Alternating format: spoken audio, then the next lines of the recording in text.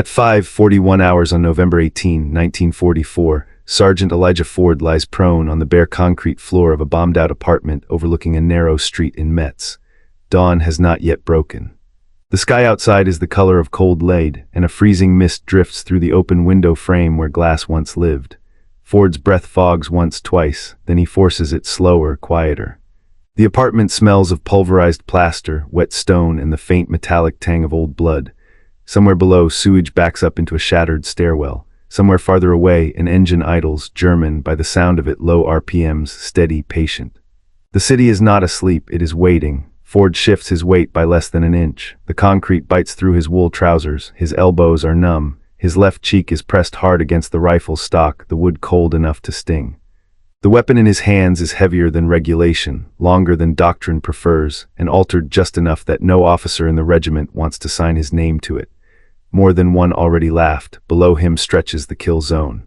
A straight urban corridor, approximately 140 yards from end to end, flanked by 4-story stone buildings riddled with shell scars.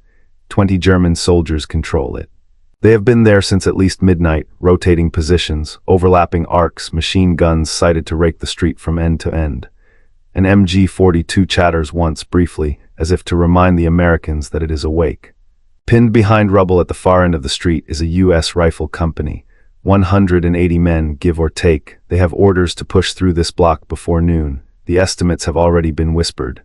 If they go in blind, 40% casualties at minimum, maybe more. Urban math is unforgiving.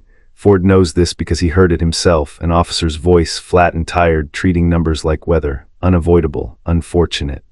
Necessary, he adjusts the sling with 2 fingers. The leather is damp, his gloves are damp, everything is damp. The temperature hovers just above freezing, cold enough to sap strength, warm enough to soak you through. He can feel his pulse in his wrists. He can hear it in his ears, competing with the distant thunder of artillery rolling east. Through the rifle's sight, the world narrows. The broken street becomes a series of rectangles. Doorways, windows, collapsed walls. Movement flickers at the edge of vision, a helmet gone in less than a second. A cigarette ember flares in darkness, then disappears. Ford does not chase it. He waits. This rifle was never meant for this. At least that's what the paperwork said. Too slow, too deliberate, too much emphasis on accuracy when volume of fire wins fights on paper. Someone once called it a hunting piece in a street brawl. Another officer, supply maybe, shook his head and said, "That thing doesn't belong in an infantry fight." Ford never answered. He never does. A shape resolves in the lower left of his sight picture. A German soldier steps into a doorway, half exposed, adjusting the strap of his weapon. 97 yards. Ford knows the distance without thinking. He's counted the paving stones. He's measured the angles from this window to the street below, a downward angle of roughly 11 degrees. He tracks the man's chest, then stops. He does not fire. Another sound joins the street, boots on stone, careful, unhurried. 2 soldiers cross from left to right, moving in practiced intervals. They are confident. Nothing has challenged them from above. Nothing yet. Ford inhales through his nose. The air tastes like dust and cordite. His finger takes up the slack on the trigger. The pressure is familiar, measured, predictable. The rifle settles. The weight that others complained about anchors him now, soaking into the floor, steady as poured concrete. Below, an American lieutenant checks his watch and looks up the street he cannot cross. Somewhere behind him, a medic fingers morphine syrettes already counted out in his head. They do not know Ford is here. Or if they do not expect much. One sergeant with an unapproved rifle does not change doctrine. The German soldier in the doorway leans out again, just a fraction more. Ford sees the man's breath this time, pale in the cold air. He hears faintly a laugh echo off stone. Ford exhales halfway and holds. The world compresses to a single point, wood, steel, breath, and time measured in heartbeats. As his finger begins its final, deliberate squeeze. In the next 40 minutes, everything the army told him was wrong would be proven deadly, and 20 men would learn to fear a rifle they never saw. Elijah Ford was born in 1919, in a narrow brick row house on the near west side of Cleveland, 3 blocks from the rail spur and close enough to the Cuyahoga River that the air always carried a faint tang of oil and iron. The neighborhood woke before dawn and slept in shifts. Men left with lunch pails. Men came back with blackened cuffs and ringing ears. Silence was not emptiness there, it was recovery. His father worked a press at a stamping plant south of Detroit Avenue, 12 hours a day when orders were strong, 6 when they were not. His mother took laundry from neighbors and later, shifts at a wartime assembly line. Money arrived irregularly. Heat was rationed by instinct. Elijah learned early how to keep his hands busy and his mouth shut. During the worst years of the Depression, nothing in the Ford household was thrown away without a second look. Nails were straightened, wood was sanded smooth again, tools were cleaned and wrapped like valuables. Elijah watched his father true warped metal on makeshift jigs, adjusting pressure by feel rather than measurement. It was not craftsmanship in the romantic sense, it was survival. Mistakes cost time, time cost pay.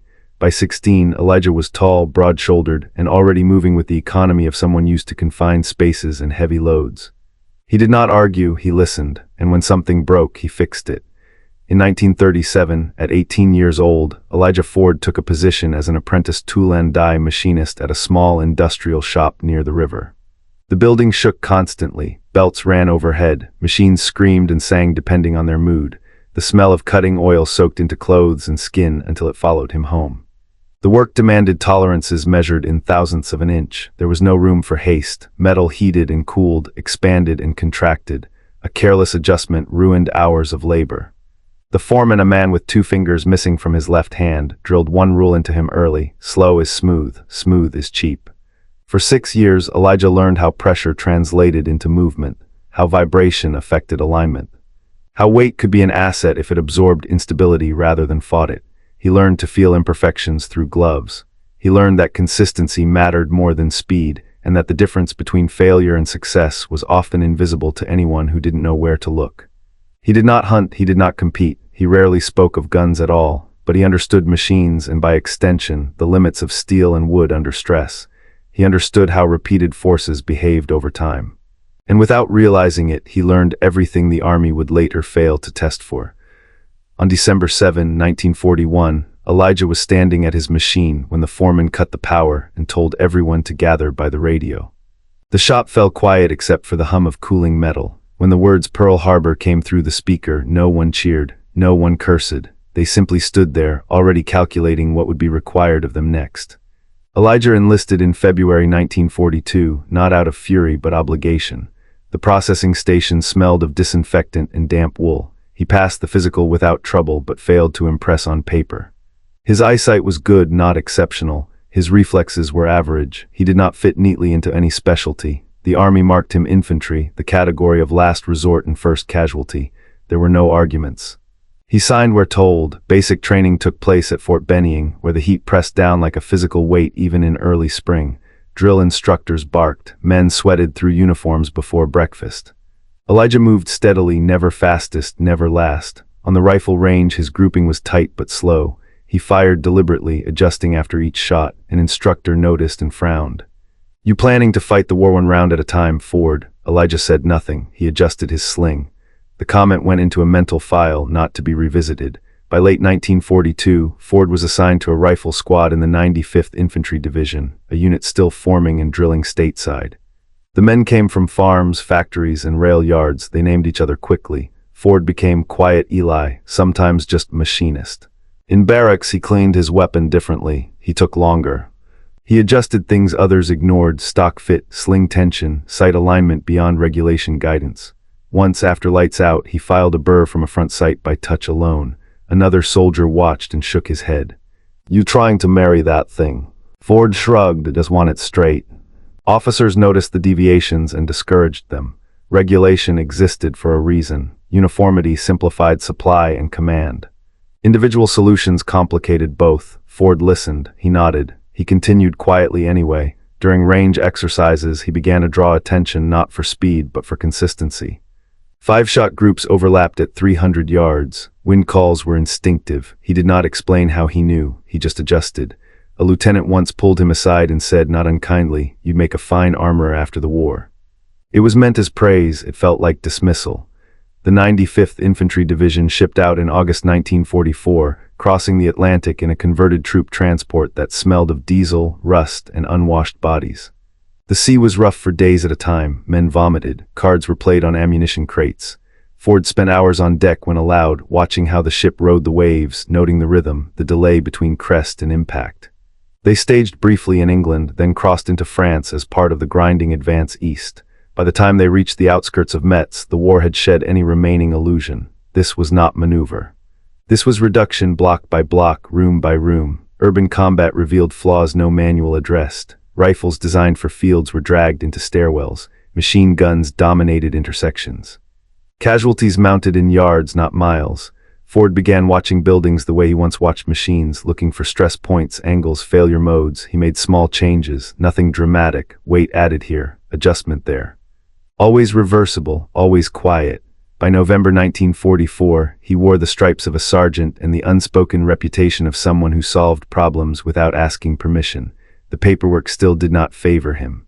The doctrine still did not account for him. But in the shattered apartments above Metz's streets, Elijah Ford was no longer just an infantryman. He was an answer waiting for the question to become unbearable. By mid-November 1944, the fighting in Metz has devolved into a geometry problem no field manual ever solved. Stone replaces hedgerow, vertical space replaces distance. Streets funnel men the way rivers funnel debris, predictable, unstoppable, lethal. American infantry doctrine still assumes movement across open ground. Suppression before maneuver, volume before precision.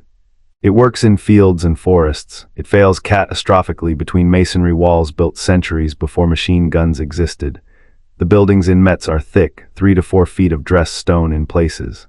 Shells chip them rather than shatter them. Windows become firing ports. Upper floors dominate streets. A man crossing an intersection is exposed from at least 6 vertical angles, often more. Standard rifles are accurate enough, but they are employed incorrectly. Men fire toward flashes they cannot see clearly. Suppression is theoretical when the enemy is protected by stone and height. The Germans understand this. They have learned it here over weeks with patience. The result is repetition. Same street, same mistake, same outcome. Elijah Ford watches it unfold with a machinist's eye. He notices patterns where others see chaos. The German fire always comes from elevation, always after movement. Always from positions chosen not for aggression but for control, and every correction proposed is swallowed by urgency. The first death comes at 7:12 hours on November 15. Private First Class Raymond Havorson, age 22, from Duluth, Minnesota, steps into the street with a coil of signal wire over his shoulder. The crossing is only 18 yards. He makes it halfway before a single round strikes him just below the left collarbone. No warning, no visible muzzle flash. He drops where he stands, wire spilling across the cobblestones. The angle tells Ford everything. Upper floor, 3rd story, maybe 4th, distance roughly 110 yards, a deliberate shot. The second death follows less than an hour later. Corporal James "Red" Mullins, 25, bar gunner from Akron, Ohio, attempts to lay suppressive fire across a corner while the squad shifts position. The weapon roars, echoing violently between buildings. It sounds powerful, it does nothing. Mullins is hit while stepping back. Round enters high on the right shoulder, exits through the chest. He collapses against the wall and slides down, leaving a dark smear on stone that had survived wars older than his country. Ford watches the blood spread and thinks distantly about pressure and failure points. The third death is quieter. Private Louis Benitez, 19, platoon runner from San Antonio, Texas, is moving orders through rubble at 14:36 hours. He never makes it to the next doorway. A shot takes him through the head, clean, immediate. The body falls face first, helmet rolling away. No return fire finds the shooter. The officers record the losses. The men curse their luck. The mission timeline compresses. The answer again is speed. Ford does not speak. He studies the walls. The death that breaks through Ford's silence happens on November 17, late afternoon, under a sky so low it seems to press the city downward. Staff Sergeant Thomas Riley, 27, from Scranton, Pennsylvania, is crossing behind partial cover, collapsed furniture, a fallen door. Riley has shared cigarettes with Ford, shared watches, shared the quiet understanding of men who expect nothing extra from the world. The distance is short, 50 yards from safety. Riley moves when told. He moves fast. He does everything right. The shot enters just below the ear. The exit wound is catastrophic. Riley drops instantly, momentum carrying him forward until he strikes the curb. His weapon clatters and spins, coming to rest against Ford's boot. Ford kneels beside him out of reflex. There is nothing to be done. He looks up instead, tracing angles. He finds the window, 4th floor, northeast corner. Firing position concealed behind a torn curtain. It is not luck, it is math. Something tightens in Ford's chest, not rage, not grief alone, but certainty. This did not have to happen. None of them did. That night, Ford cleans his rifle longer than usual. He adds weight where it will dampen vibration. He adjusts his sight alignment by fractions no manual mentions. He works by feel in the dim light, the smell of oil mixing with dust and cold stone. Ford approaches his platoon lieutenant the next morning. He does not accuse, he does not lecture, he states observations. Elevated overwatch positions, deliberate counter-sniping before movement, time spent now to save lives later. The lieutenant listens, tired eyes flicking to his watch. We don't have the luxury, he says. Division wants this block today. Ford nods. He tries again later with a captain from battalion. This time he asks permission to adjust his weapon configuration for dedicated overwatch. Nothing radical. Just enough to do the job properly. The captain frowns. That rifle already skirts regulation, Sergeant. Supply won't sign off, and neither will I. We fight with what we're issued. Ford accepts the answer. He thanks the man. He leaves. The problem is no longer uncertainty. It is policy. Rules exist to create predictability. Predictability keeps organizations functioning. But predictability also gets men killed when reality changes faster than paperwork. That night, Ford does not sleep. He sits in the dark of a ruined apartment, listening to distant artillery and closer footsteps. He thinks about tolerances, about stress, about how much deviation a system can absorb before it fails entirely. By dawn, he has decided. He will act without authorization. He knows the risks: confiscation of his weapon, reduction in rank, court-martial if someone wants to make an example. None of that weighs as much as the image of Riley falling forward 50 yards from cover. Ford prepares his position carefully. He chooses elevation, fields of fire, angles that intersect the kill zone below. He does not tell anyone what he intends to do. He does not ask for backup. If it works, men will live. If it fails, the consequences will be his alone.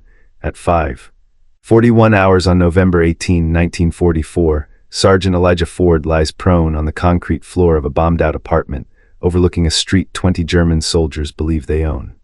The problem has been defined, and so has the solution, whether the army approves of it or not. The rifle begins life as a US M1903 Springfield, standard issue before the war and still circulating in units where supply lags doctrine. It is not rare, it is not glamorous. It is long, 43 inches overall, with a 24-inch barrel chambered in. 30-06 Springfield, a cartridge that carries authority through stone-fractured air. Unmodified, the rifle weighs just over 9 pounds. Ford brings it closer to 11. He does it quietly. Weight is added to the stock, not crudely but deliberately, so recoil impulse is absorbed downward into bone and floor instead of backward into shoulder. Sling tension is set not for marching, but for prone stability at steep vertical angles. The front sight is trued until the post sits dead center even when viewed from above, compensating for the downward cant of urban firing. None of this violates physics, some of it violates regulation. The trigger remains factory, clean, predictable. Ford does not chase lightness. He wants resistance he can feel through numb fingers. In cold weather, feedback matters more than speed. He tests balance by resting the rifle across rubble, across a broken windowsill, across his own forearms. It settles. It does not wander. The added mass dampens vibration the way a machine base dampens chatter. This rifle will not fire quickly. It will fire correctly. Ford practices in ruins no one uses anymore. At night, when artillery rolls far enough east to dull the echoes, he moves through abandoned buildings and selects windows that once held glass. He paces distances in steps, then confirms them by eye. 70 yards, 100. 130. He fires single rounds into brick already destroyed by shelling. He listens to the echo, counts the delay, feels how the recoil settles differently now. He adjusts elevation not by knob but by posture, how much shoulder pressure, how much sling tension, how much weight transferred into the floor. The cold bites hardest at the fingers, steel drains heat. He fires barehanded once and regrets it immediately, skin stinging as if burned. After that, he works through thin gloves, learning the new sensation of the trigger through wool and callus. He does not miss often. When he does, he notes why. Wind funnels strangely between buildings, pulling bullets inches offline at 100 yards. Light bends around corners. Muzzle blast echoes back at him from unexpected angles, threatening to give his position away if he fires too quickly. So he learns restraint, one shot, wait, listen. By the end of the second night, he stops adjusting. The rifle is finished, so is he. The order comes down shortly before dawn on November 18, 1944. The company will advance through the street by 700 hours. Armor is unavailable. Artillery cannot risk collapsing buildings onto friendly troops. Suppression will be attempted, but expectations are minimal. Someone mutters the number again, 40%. Ford says nothing. He selects his position before first light, a third-floor apartment, corner-facing with a partial wall still intact. The floor is bare concrete, cold and cracked. He clears debris by hand, moving bricks quietly aside. He positions himself so his muzzle sits 6 inches back from the window frame, shadowed. From here he can see the entire kill zone, every doorway, every window the Germans favor. He marks them in his head left to right. He has no spotter, no radio, no authorization. At 5:41 hours he chambers the first round. He gives himself 40 minutes. 05:42. The first target appears exactly where Ford expects, 4th floor, northeast corner, a helmet edge, a shoulder, distance 112 yards, downward angle approximately 11 degrees. Ford exhales halfway and squeezes. The rifle bucks, but the weight absorbs it. The sound is sharp, contained. The target disappears backward out of sight. Ford does not look to confirm. He cycles the bolt. The brass casing spins once and comes to rest against the wall. 05:44. Movement at ground level. 2 Germans rush to reposition, believing the shot came from across the street. Ford tracks the second man, waits until he pauses to look back. Distance 89 yards, shot placement is center mass. The man drops. By mid-morning on November 18, 1944, men are moving through streets in Metz that had been untouchable the day before. They do not know why the fire has stopped. They only know that it has. The first explanations are crude, passed in fragments between foxholes and stairwells. Somebody upstairs fixed it. One rifle, don't know whose. They stopped shooting. Names come later if they come at all. What matters is the result. By afternoon, platoons not directly connected to the crossing begin asking questions. Not formal ones, practical ones. Where do you put the rifleman? How high? How long before we move? The answers spread laterally, enlisted to enlisted, like grease under a machine, quiet, effective, impossible to trace. Sergeant Elijah Ford is not asked to brief, he is asked to point. He gestures to windows, to corners, to the upper floors others avoided. When someone presses him for explanation, he shrugs. You watch long enough, they tell you where they are. That is all. Within days, the effect is measurable.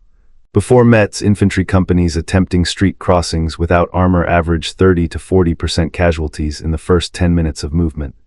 Afterward, when elevated overwatch is applied deliberately, even crudely, that number drops sharply. Some platoons record single-digit losses, others cross entire blocks without a man hit. The change is noted. It is written down in margins, in after-action reports that summarize outcomes without dissecting causes. Commanders are grateful for the results. They are less interested in how those results were achieved. War rewards momentum. Analysis comes later, if at all. No doctrine is updated in November 1944. No training circular is issued. The method spreads anyway because it works, and because men who have crossed a street once without fire do not forget how it felt. There is no medal ceremony for Elijah Ford. No citation crosses a desk with his name attached to it. The action that opened the street in Metz exists in memory, not in ink. It was unofficial. The rifle was non-standard. The position was unauthorized.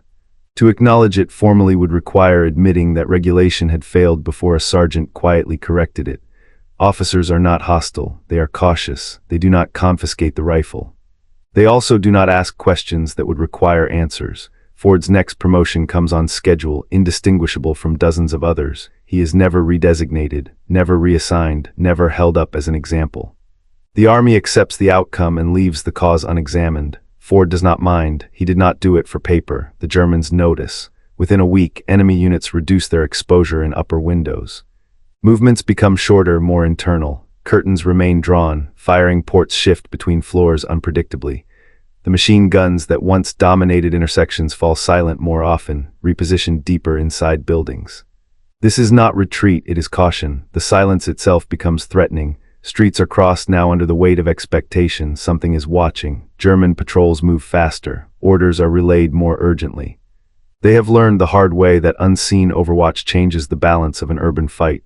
Ford recognizes the adjustment immediately. He says nothing. Adaptation, he knows, is the only constant. The war ends in 1945.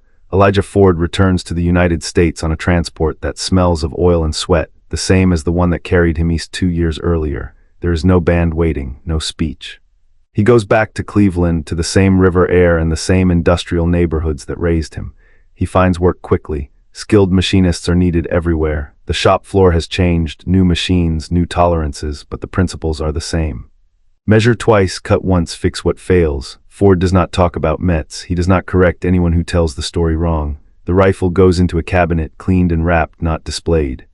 When asked about the war, he shrugs and says, "Did my part." He marries, he works, he grows older with the quiet stiffness of a man who carried weight too long in the cold. His hands remain steady. In the years after the war, infantry manuals begin to change. Urban combat sections grow thicker. Elevated overwatch is emphasized. Precision fires before movement become standard practice. The language is formalized. The credit is institutional. No names are attached. By the time later conflicts demand the same lessons again, the ideas are presented as if they had always been there. They had not. They were learned the hard way by men like Elijah Ford, who did not wait for